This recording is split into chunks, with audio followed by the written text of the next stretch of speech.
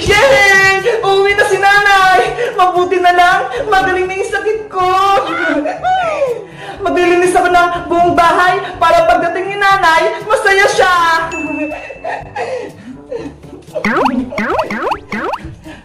Ay, aba!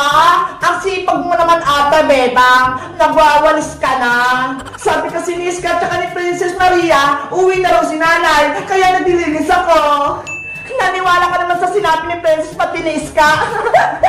Di ba, Mami? Next year pa uwi si Tita Sitang? Oo, sa susunod na taong pa uwi si Ate Sitang, kaya huwag kang managinip dyan, Bebang!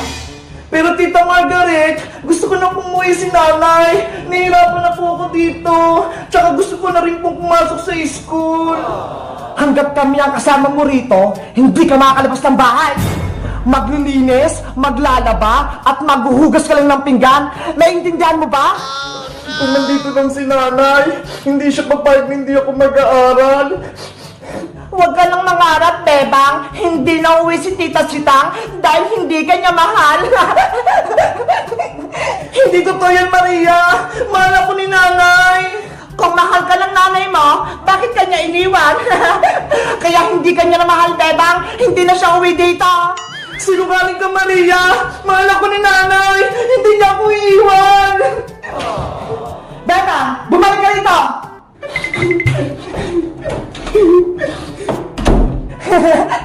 Nagdadrama na naman si Bebang. Nanay! Nasaan ka na ba? Umuwi ka na!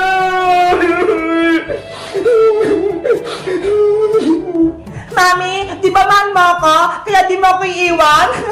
Di tulad ng ginawa ni Tita Sitang kay Bebang?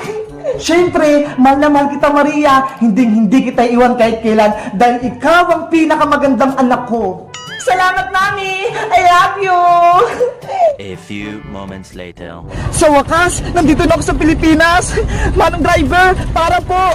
Yahoo!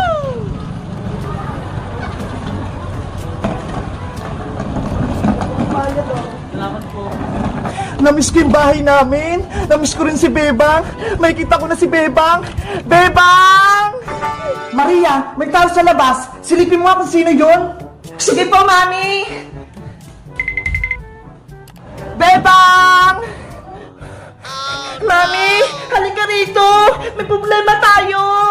Ano yun, Maria? Para ka nakita ng multo? Tingnan niyo po! Si Tita Sitang nasa labas ng gate! Ano? Ay, oo nga! Totoo yung sinabi ni Bebang! Uuwi na si Ate Sitang! Bebang! Yuhu! Bakit ang tagal naman buksan? Anong gagawin natin, Mami? Pakukulong tayo ni Tita Sitang kapag nalaman niya pinahirapan natin si Bebang. Maria, iligpit mo yung mga gamit natin. Ilagay mo lahat sa bag. Bakit po, Mami? Huwag ka nang maraming tanong. Tatakas tayo bago pa tayo mahuli ni Ate Sitang. Sige po, Mami. Bebang, papasok na ako sa loob. Maria, bilisan mo. Paparating na si Tita Sitang mo. Bebang! Sino kayo tumatawag sa akin sa labas? Hello guys! Magandang araw! Ako si Aling Sitang. Nakauwi na ako rito sa Pilipinas. Siguradong matutuwa si Bebang. Pero, bakit kaya wala nagbubukas ang pinto? Ano kaya nangyayari sa loob ng bahay? Sana, mahuli ko si Margaret pati si Maria nang mapabarangay ko sila. Mag-comment lang kayo para sa part 6. Bye-bye! Dapat nagawa ko na itong Graham Ball bago ko pumasok sa school. Lalagyan ko na nitong nips. Yahoo! Bebang, tara na! Pumasok na tayo! Wait lang, Iska! Gumagawa pa ako ng Graham Ball para may bangon tayo. Ay! Graham Ball! Masarap ka na! Favorite ko! Iska! Tulungan mo ako magawa ng Graham Ball para may merienda tayo mamaya kapag recess! Sige! Ay, ta! Magbilog-bilog ka ng Iska! Paano ba ito gawin? Hindi ko alam eh! Maglagay ka lang ng marshmallow sa loob ng Graham, tapos bilogin mo, parang ganito ho!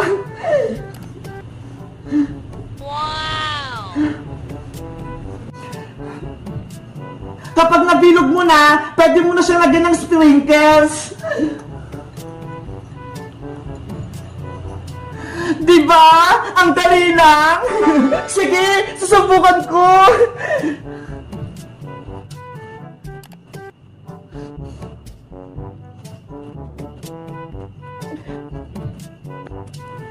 Ang saya pala maggawa nitong Graham Ball. Parang naglalaro lang. Kaya nga eh.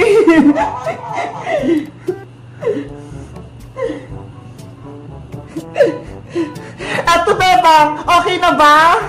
Ayan, ganyan nga. Tapos, ibalot mo na dito sa sprinkles, o kaya dito sa marshmallow, o kaya dito sa my nips. Sa sprinkles ko na ilalagay. Ang ganda na ng nagawa kong Graham Ball. Masarap na siyang kainin. Marunong ka nang gumawa, Iska. Bilisan natin para matapos tayo kaagad.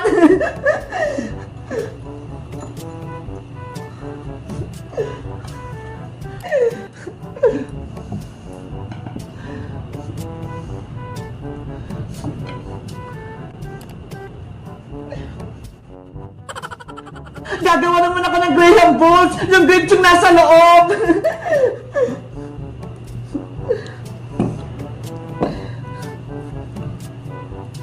Bebang, marami ka atang gagawin na Graham Ball. Ibibenta mo ba yan? Hindi ipapamigay ko to sa school, Iska, sa mga classmate natin at kay teacher. Pati ba si Princess? Bibigyan mo, Bebang? Iska, bibigyan ko rin si Princess. Kaso, may special na flavor ako sa kanya. Yung Graham Ball niya, lalagyan ko ng kalamansi, hindi marshmallow. Bakit may kalamansi yan, Bebang? Maasim yan Magiganti ako kay Princess dahil pinayak niya ako kahapon.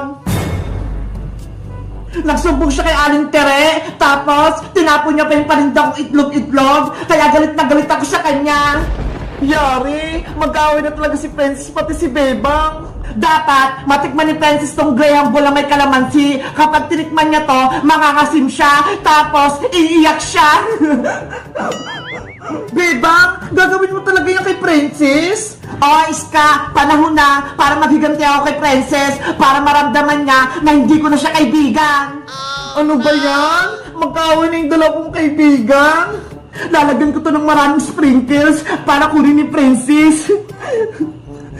Matako naman yun Panigurado, kakainin niya to.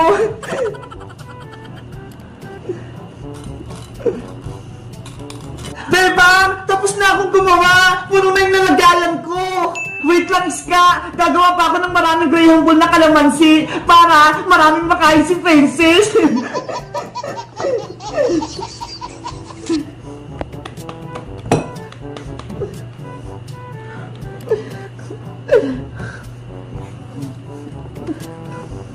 Hindi naman malalaman ni Princess na kalamansi itong nasa loob Kaya magiging successful yung prank ko. Guys, sa tingin nyo ba, itutuloy ko ba yung prank ko kay Princess na Graham Ball na may kalamansi? Mag-comment lang kayo para sa part 2. Bye-bye! Aling makukulam, ibalik nyo na po kami ni Princess sa pagiging tao. Ayaw po namin maging manika. Pakawalan nyo po kami. Tumahimik kayong dalawa. Naririndi ako sa mga bunganga nyo. Princess, walang tutulong sa atin. Paano tayo makakatakas kay Aling Martina?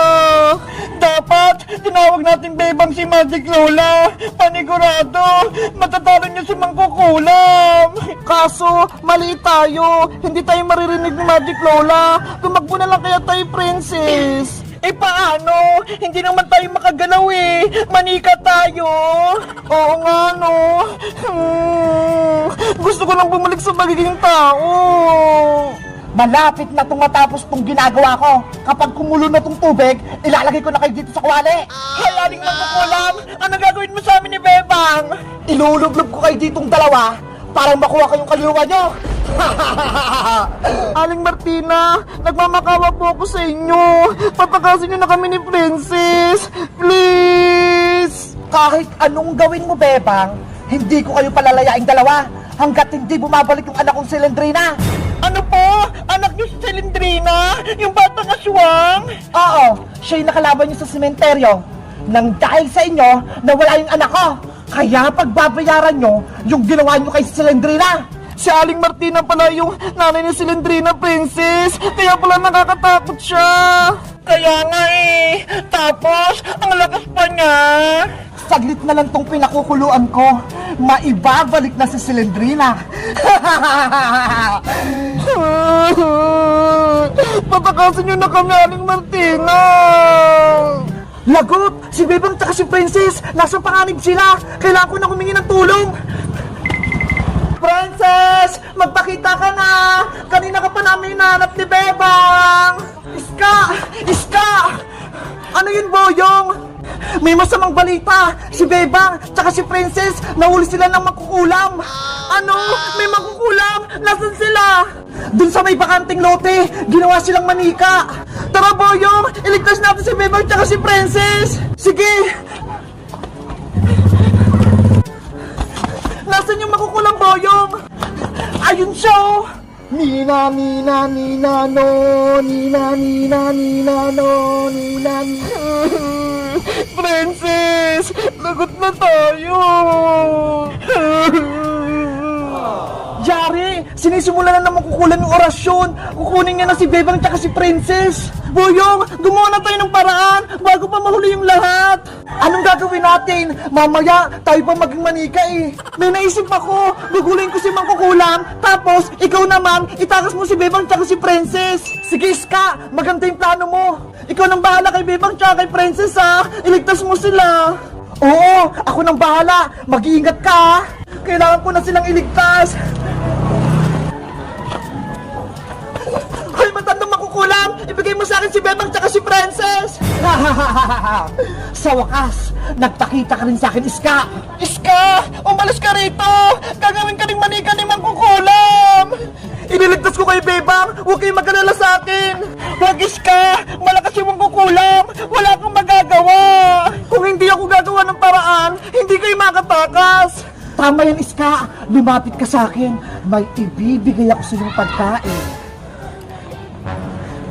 Kunin mo tong tinapay, kainin mo, masarap to. Iska, wag mo kainin yan, may kulam yan.